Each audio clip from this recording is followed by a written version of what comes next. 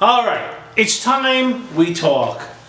I want to talk about last week's video, and so it doesn't go on too long. You know, let me get it going here. So it don't go on too long. I want you to see, if you can see, I don't know if you can see. This camera is my best camera. It's a Canon. It's got some cool name. I forget what it is. I don't know, the Mach 2 or something. But it only shoots 12 minutes at a time in its buffer. God knows who thought that was a good idea, Mr. Canon. That was a good one. So I got this set for 11 minutes. Now it's a little under 11 minutes. So what happened last week? What happened? I was going to do a record review. And what I wanted to do, what I started to do, listen to me. What I started to do, and I'm putting this down, it's going to ring if it goes off. And I'll have a minute to wrap it up. What I started to do was I had my turntable, right? I shot just the turntable spinning the Abbey Road album, right? And I looped little sections I was talking about that Ringo had done. For instance, I looped the, shum dum doo doo dum, right? And I kind of looped that around. And then I looped a little bit of Oh Darling, and I looped some of something, and I had it going as I spoke over it, and I had the volume way down. Each time, I don't think I looped more than 4 or 5 bars, maybe with the exception of Here Comes the Sun and Oh Darling. But still, we're talking about a verse or a chorus, which is generally between 30 and 40 seconds. So that's all I had looped, talking about what a great job I thought Ringo had done on that stuff. So I go to upload it, and it gets blocked. It gets blocked. And I gotta say, I don't think that there's somebody watching it that go, oh, let's get Glenn. It's the algorithm. But who does that algorithm? Because there's other videos I've done, like with Osnoy, and I had their music, and it doesn't get blocked. And Rick Beato, you should watch his channel, says the same thing. Like the Beatles and Led Zeppelin, so I think it's the artist. Right? So then I took out everything except for the drum solo. Well, I talked about the drum solo, I had that spinning, and it got blocked again. I didn't even have the music in the end, I just had the bum bum bum bum bum bum bum bum bum, right, spinning, and the visual was not of the Beatles playing, it wasn't a picture of the Beatles, it was just the turntable spinning the record. That's what the visual was as I spoke over it. And again, blocked. Finally, I had to take all of that stuff out, and I left in a little clip as a joke of the Step Brothers. That's one of my favorite Will Ferrell movies. And that's fine. Which tells me that this is the artist.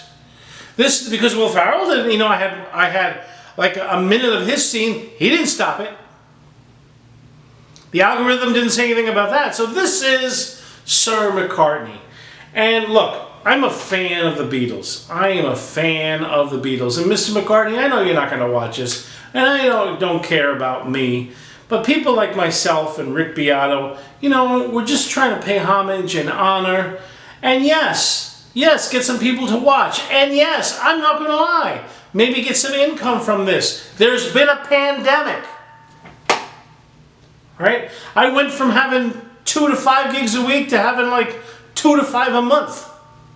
I haven't even had 5 yet since we started. I'm 3, I'm averaging. Look, you're a great musician, Mr. McCartney. You're a great songwriter.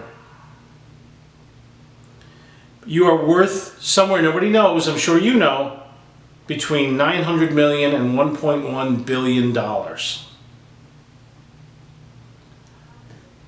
You can't let people like Rick Beato and myself play a few minutes of your music to demonstrate. I could see if I was showing Here Comes the Sun, and I said, oh, by the way, I wrote this. I could see if I said, oh, by the way, I sung Oh Darling. I was only 8 years old, but I'm the one who sung it. Then you have a point. Then you have a point. But that's not what was happening. I was saying, look what Ringo did here, how cool it is, and the kudos to the Beatles for letting him do something like Come Together, or the thing he did in that, and even the triplets he did in Something, and not thinking it was too much. but let that become part of the tune. Kudos to Paul and John, and then you and George, and then you say, nah, you can't put that up without paying me. That's the bottom line. $1.1 billion. You know, the interest on $1 billion in a bank account that was paying just 1%, 1% is $10 million a year. If Mr. Sir McCartney decided to sit on his couch and play PlayStation the rest of his life, his great-great-great-great-grandkids wouldn't need to work. Now, I know that, we're talking about intellectual property. I understand that. Intellectual property. But I'm not taking the intellectual property. I was honoring the intellectual property.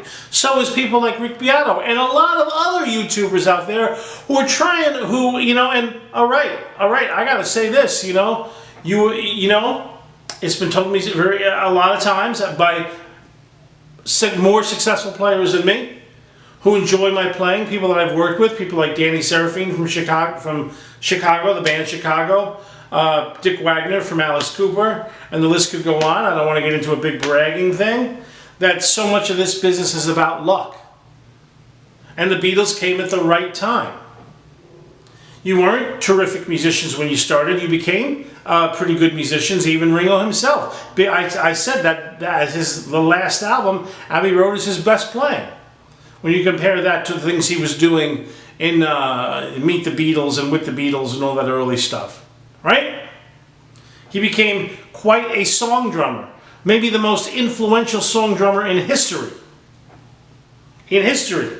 Yes. Were you talented? Yes. Is that property yours? Yes. Am I stealing it? No. I'm paying homage, paying honor, and yeah, trying to maybe eke out a little living.